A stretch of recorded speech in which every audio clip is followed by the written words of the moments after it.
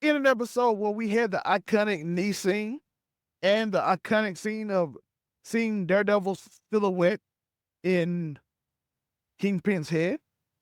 This scene right here, when the governor is announced to the support from Fisk, and you see Fisk's world is falling apart. As you can see, you say resist, rebel, born again, with the images of Fisk on it, as well as the images of the people and the video of the people telling their stories on how he didn't like certain normal things that they were doing, and he would just put them in cages. So now you got a full on rebellion going on, as well as the iconic scene of what you gonna do, arrest me? You cannot. What you gonna do, kill me? You will not. Which set up a great scene and a great show, and I loved everything about it. This is Daredevil season 2, Born Again, episode 6, the Requiem. And let's talk about something in this show at the beginning of the show that I thought was so silly. This guy right here is so stupid. Why on earth did you think that this man was going to just hug you? This doctor wasn't important. But why on earth did you think it was so bright? It was the grand idea to hug the Kingpin. And we know, they all know he's the Kingpin. So what on planet Earth made you think it was a good idea? Let y'all know what I'm talking about right here. My sign, shout out to my sign. Do you know why this man hugged Kingpin? We do not know. Can y'all tell me why on earth he thought it was a good idea? I don't know. But he thought it was a great idea. We got other iconic scenes, such as this scene when they are in the funeral and you can see Kingpin is losing it. He's losing his grip on the entire world right now. His world is Vanessa and is gone. Vanessa's the only reason Marsh is even with him. The support he get is all from Vanessa. The work she put in is iconic. Even Mr. Charles, whom seemed to be the most important character in the world right now, because even telling Governor Marsh, he called her Marsh and said, "Big fish don't tell little fish don't tell big fish what to do." What do you mean? I know who you work for, but she's the governor of the biggest city and one of the most populated states in the world. Who is Mr. Charles? And what is he gonna do in the next 2 episodes that's gonna be iconic? Because I know it's gotta be something iconic. We also got another scene right here in which we saw a funeral scene. Then we got this scene in which we get introduced to Jessica Jones. We see the task force coming to the house. They threw a little bomb in there that's going to set off after time. The little girl plays with it, which we know is Luke Cage and her daughter now. All it was going to do was make her cry. She is Jessica Jones and Luke Cage's daughter. All it was going to do was annoy her. Trust me, that bomb would do nothing to this little girl because she is probably one of the strongest mutants, something. I don't know what they would be called. Superheroes. I don't know what in the world. So I was just gonna know her, so I wasn't worried about it getting hurt. But Jessica took it, and this is her first interaction on Daredevil. So I was excited to see that, as well as we see in the show that the governor is nervous about Fisk. He wonders what Fisk is going to do next.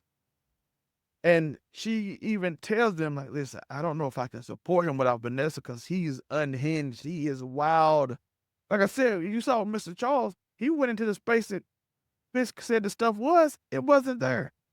Which probably led him meeting with the governor later on. But we see those things, and then you get this story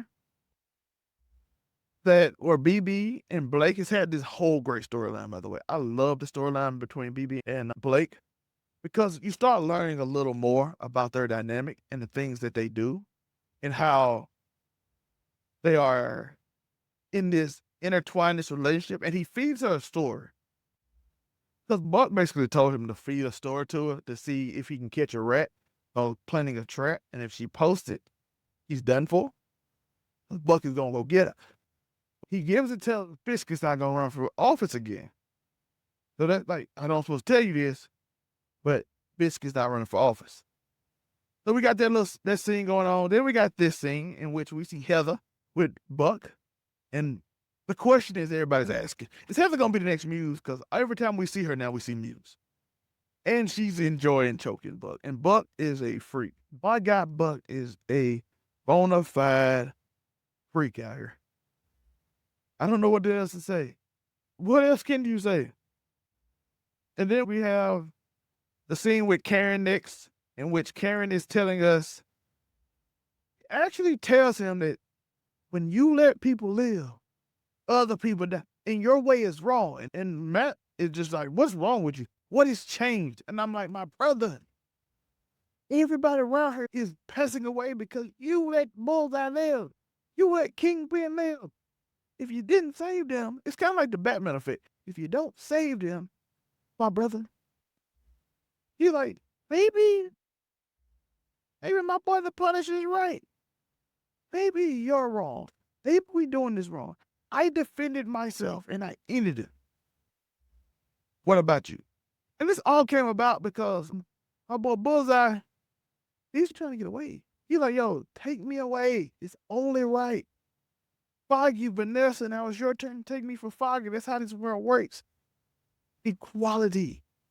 The calibrations. And then we go on to the next scene, in which we start seeing the play work with Blake and BB. He speaks to the story, and she has the text ready to send off, and she doesn't send it, which later probably saves her life because we see our boy, we see a random agent get blamed for it because she didn't send the text that Buck told him to send out. Daniel Blake found out because she has the wire on her in the jacket. He went through her jacket and found the wire because he don't trust her. And he tells her, I can't keep protecting you from this guy. But the story never went out. The fake story Buck told him to plant never went out. So I'm assuming, y'all can let me know in the comments, I'm assuming that BB is free from Buck and Blake can still protect because the story never went out. He knows she has the wire, but he said, I'm going to protect you. Now, is he going to tell Buck that she had a wire? Or what? Because BB actually likes, we found out BB actually likes Blake. I asked that question earlier, does BB actually like Blake? Turns out she does. He actually likes the guy. He found it. He found the earpiece, and I don't know what's going to happen with him. What y'all think? What do y'all think is going to happen between Daniel Blake? Because it's confirmed. He always knew it. He knew it in his heart. That's why he was trying to protect. But now it's confirmed. Is his loyalty to Fisk and Buck more than BB? Because he's been protecting BB, but now he knows. So what do y'all think? Which leads to the next iconic scene, in which as the world turns, as the world is changing, Buck makes the call, and this guy right here, he gets blamed for it. And my boy Powell just decided he's just going to end my guy, and then blame the crowd for it, which led to a giant riot as they pushed people back. It was like January 6th, except for a mix of January 6th mixed with the crowd from the George Floyd riots. It's like a mixture in which the police actually just attacks the people, tries to set this whole thing up because Powell is out of control.